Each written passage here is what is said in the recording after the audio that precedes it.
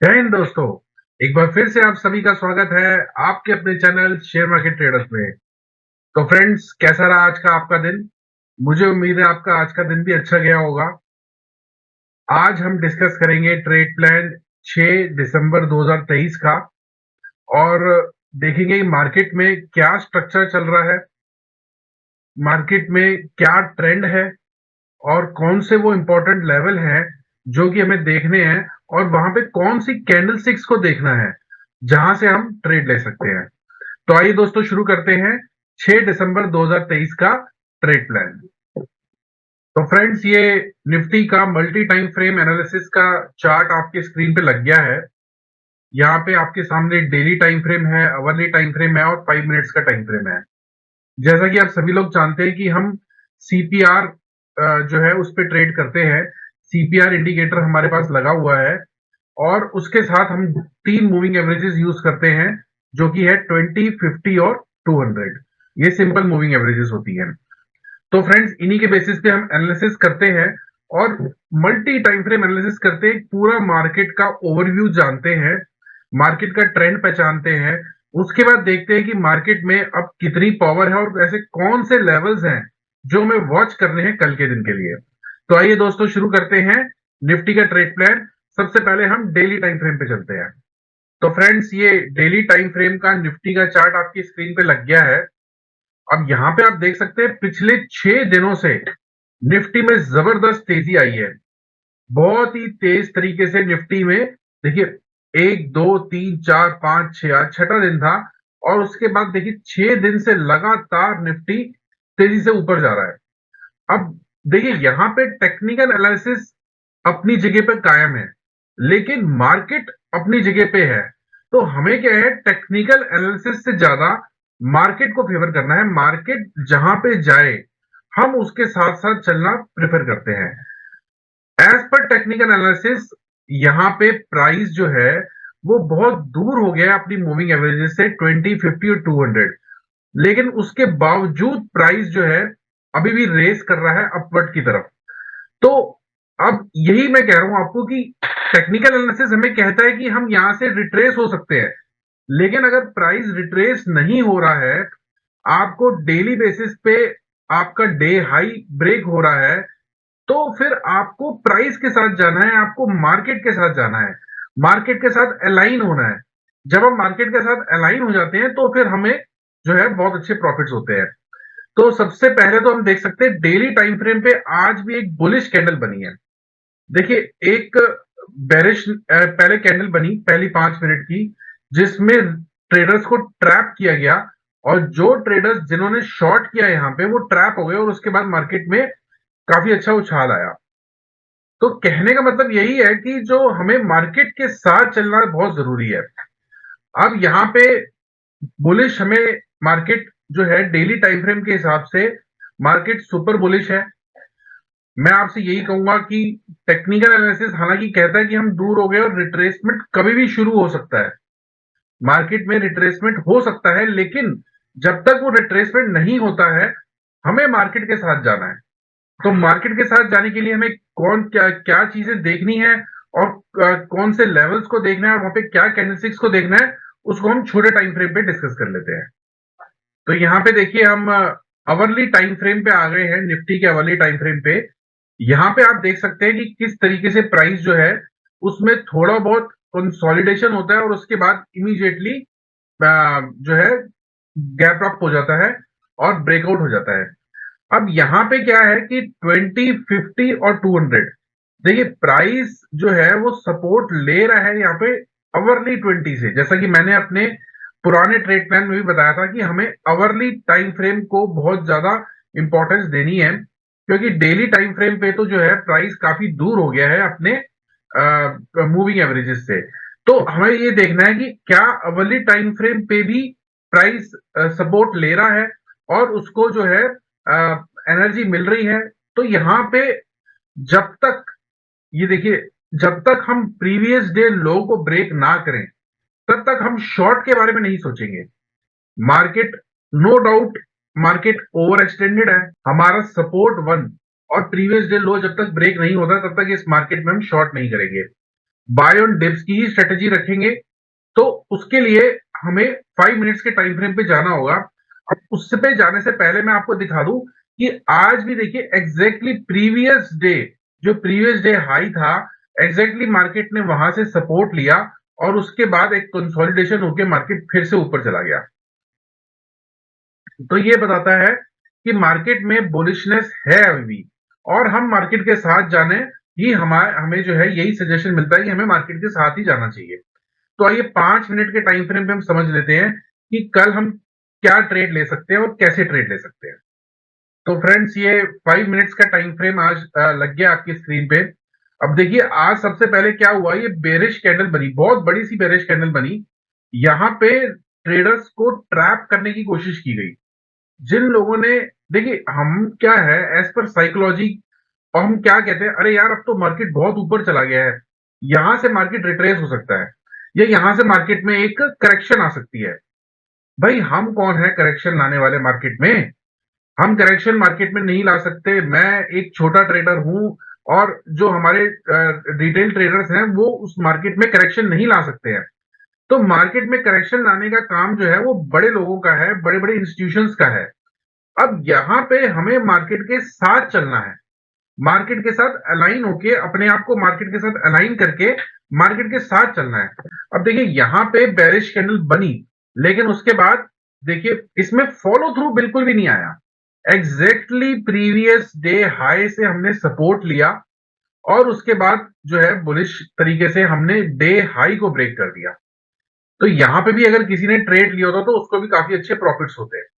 उसके बाद फिर से हम इसी जगह पे आए, और यहां से फिर सपोर्ट लिया, और फिर से डे हाई को ब्रेक कर दिया। अब कल के लिए हमारी सीपीआर वाइड है, वाइड से एवरेज सीपीआर है हमारी। तो मार्केट में एक ट्रेंडिंग डे तो मैं नहीं कहूंगा बहुत ज्यादा, लेकिन हाँ एक अच्छी खासी मूवमेंट हो सकती है। और अगर मार्केट कंसोलिडेशन फेज में जाता है, कंसोलिडेशन भी हो सकती है। देखिए आज की सीपीआर वाइड थी, लेकिन एक कंसोलिडेशन हुई, लेकिन एक रेंज में कंसोलिडेशन हुई, तो उस रेंज को आप ट्रेड कर सकते हैं। लेकिन अगर बहुत ही नैरो रेंज में कंसोलिडेशन होती है, वहां पे हमें ट्रेड नहीं करना चाहिए। अब यहां पे देखिए, अगर कल किसी भी रीजन से गैप अप मिलता है हमें, मान लीजिए हम फिर से कल, ये जो हमारा डे हाई है, मैं यहाँ पे डे हाई को भी मार्क कर लेता हूं। देखिए ये हमारा प्रीवियस डे हाई है, और ये लेवल है हमारा 20,864 का। ये हमारा प्रीवियस डे हाई है, और ये हमारा प्रीवियस डे लो है, और ये लेवल है 20,713 का। तो अब यहां पे हमारे पास दो चीजें आ जाती हैं। अगर हम अपने डे हाई के ऊपर ट्रेड करना शुरू करते हैं, प्रीवियस डे हाई के ऊपर, और यहाँ पे बुलिश कैंडल्स बननी शुरू होती हैं जो यहाँ पे सपोर्ट लेती हैं, प्रीवियस डे हाई से सपोर्ट लेना शुरू करती हैं, तो फिर हम फिर से एक बुलिश ट्रेड लेंगे। बुलिश ट्रेड लेने में हमें जो है किसी भी तरीके का कोई कोई डाउट नहीं आना चाहिए मन में उस समय, क्योंकि यहाँ पे प्राइस एक्शन जो है हमें बुलिशनेस दिखा रहा है। अगर यहाँ पे बुलिश कैंडल्स बनती हैं, हम इस रेंज के ऊपर सस्टेन करते हैं, तो फिर हम 21,000 के लेवल्स के लिए प्ले कर सकते हैं। 21,000 का लेवल भी बहुत जल्दी आ जाएगा। अब ये तो हो गया पहला ट्रेड हमारा, लेकिन अगर हम इस रेंज के अंदर खुलते हैं, देखिए ये रेंज हो गई 20,864 और 20,713, इस रेंज के अंदर खुलते हैं तो हमें वेट करना पड़ेगा। या तो हम देखिए सीपीआर के नीचे ट्रेड करना शुरू करें। अगर हम सीपीआर के नीचे ट्रेड करना शुरू करते हैं और S1 के लेवल को ब्रेक करते हैं, तो ये वाला लेवल भी ब्रेक होना बहुत जरूरी है। साथ में साथ ये वाला लेवल भी ब्रेक होता है, प्रीवियस डे लो, तो फिर हम यहाँ पे शॉर्ट कर सकते हैं, और उसको उसमें मार्केट जो है 20,593 तक भी पहुंच सकता है। अब इसके पीछे क्या साइकोलॉजी है आप देखेंगे, आज भी मार्केट में ये जो सीपीआर, ये जो तीन लाइनें, ये सीपीआर है, सेंट्रल पिवट रेंज के ऊपर ही मार्केट ट्रेड कर रहा था। किसी भी लेवल पे मार्केट सेंट्रल पिवट रेंज के नीचे ही नहीं गया। जब भी सेंट्रल पिवट रेंज के ऊपर मार्केट ट्रेड करता है, मार्केट में बुलिशनेस होती है, और हमें बुलिश ट्रेड्स पे ही फोकस रखना चाहिए। जो भी डिप मिलता है हमें बाय करना चाहिए। इसलिए मैंने आपको बताया कि कल भी अगर हम सीपीआर और प्रीवियस डे हाई के ऊपर ही ट्रेड कर रहे होते हैं, तो कोई भी डिप मिले हमें हमें वहां पे बाय करना चाहिए और हमें 21,000 के लेवल्स के लिए आगे हम प्ले कर सकते हैं। 21,000 जो है वो भी हमें हम जो है वो भी आ सकता है इजीली। लेकिन अगर हम S1 और प्रीवियस डे लो के नीचे ट्रेड करना शुरू करते हैं और यहां पे एक लोअर हाई बनता है, देखिए हो सकता है हम यहाँ पे गैप डाउन खुलें, गैप डाउन खुल के सीपीआर से एक रेजिस्टेंस अगर हमें मिलता है, यानी कि सीपीआर से रेजिस्टेंस यानी कि अब एक नेगेटिव एक बेरिशनेस दिखाई दे रही है मार्केट में, तो जब वो बेरिशनेस दिखाई दे तब हम शॉर्ट ट्रेड के बारे में सोच सकते हैं और हमारा पहला टारगेट रहेगा 20,584। तो फ्रेंड्स मुझे उम्मीद है कि मैंने आपको बहुत ही बढ़िया तरीके से निफ्टी का ट्रेड प्लान समझा दिया है। इस रेंज के बीच में अगर खुलते हैं तो हमें वेट करना होगा इस रेंज का ब्रेक होने का। इस रेंज के बीच अगर कंसोलिडेशन होती है तो हमें उस कंसोलिडेशन में नहीं फंसना, क्योंकि हो सकता है ये अब जो कल इतनी बड़ी रेंज थी, हो सकता है अब एक छोट और इससे भी छोटी रेंज के बीच में कंसोलिडेशन हो, तो उसमें मैं नहीं फंसना। वहां पे मार्केट में ट्रेडर्स का जो कैपिटल है वो लूज ही होती है। तो आइए फ्रेंड्स अब हम बैंक निफ्टी का ट्रेड प्लान भी डिस्कस कर लेते हैं। तो फ्रेंड्स ये बैंक निफ्टी का मल्टी टाइम फ्रेम का चार्ट आपकी स्क्रीन पे लग गया है। यहाँ पे आप देख सकते हैं डेली, अवरली और 5 मिनट्स का चार्ट आपकी स्क्रीन पे है। और यहाँ पे भी हम सीपीआर और साथ साथ तीन मूविंग एवरेजेस 20, 50 और 200 को लेके काम करते हैं। सबसे पहले देखते हैं आज बैंक निफ्टी के डेली टाइम फ्रेम में आज क्या बना है। तो देखिए बैंक निफ्टी के डेली टाइम फ्रेम पे आज एक डोजी कैंडल बनी है।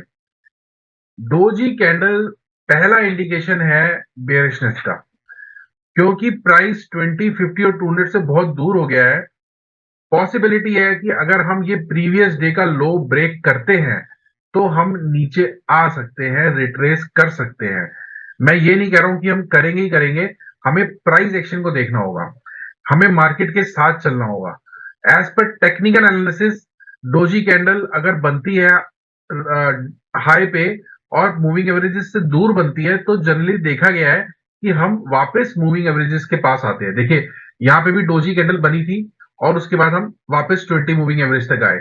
यहाँ पे भी डोजी कैंडल बनी थी और वापस हम 20 मूविंग एवरेज तक आए। यहाँ पे भी डोजी कैंडल बनी थी और वापस हम 20 मूविंग एवरेज तक आए। तो हो सकता है देयर इज अ पॉसिबिलिटी कि हम वापस आए, लेकिन वो आएंगे या ना आएंगे उसके लिए हम छोटे टाइम फ्रेम पे वो लेवल पहचानते हैं और वहां पे कैंडल स्टिक्स मैं बताता हूं आपको, जो जिस कैंडल स्टिक्स के बेसिस पे आपको ट्रेड लेना है। अवरली टाइम फ्रेम पे देख सकते हैं आप कि जो हम आज हमने ट्रेड किया यहाँ पे एक रेंज बननी शुरू हो गई। एक रेंज बननी शुरू होती है, इसके दो कारण हो सकते हैं जिसकी वजह से आज doji candle daily time frame पे बनी है, क्योंकि अवरली टाइम फ्रेम पे एक रेंज बननी शुरू हो गई और 5 मिनट्स के टाइम फ्रेम पे भी एक रेंज बनी है। अब ये एक पॉजिटिव साइन भी हो सकता है और हो सकता है हम इस रेंज को ब्रेक करके फिर रिट्रेस भी करें। वो हमें प्राइस एक्शन को देखना होगा। जब भी एक मूव आता है उसके बाद एक कंसोलिडेशन का मूव आता है, और वो बहुत जरूरी है मार्केट के लिए, क्योंकि कंसोलिडेशन के बाद ही एक एक्सपेंशन का मूव आता है। तो अवरली टाइम फ्रेम पे हम देख सकते हैं कि हो सकता है यहाँ पे अभी हम और कंसोलिडेशन करें और 20, 50 दोनों मूविंग एवरेजेस पास आ जाए और फिर हम देखेंगे कि क्या हो सकता है। लेकिन तब तक ये एक रेंज बन रही है और इस रेंज को मैंने मार्क करके आपको बताया है कि इस रेंज के बेसिस पे हम किस तरीके से ट्रेड कर सकते हैं, वो मैं 5 मिनट्स के टाइम फ्रेम पे आपको बताता हूँ। तो फ्रेंड्स ये 5 मिनट्स का टाइम फ्रेम लग गया है बैंक निफ्टी का।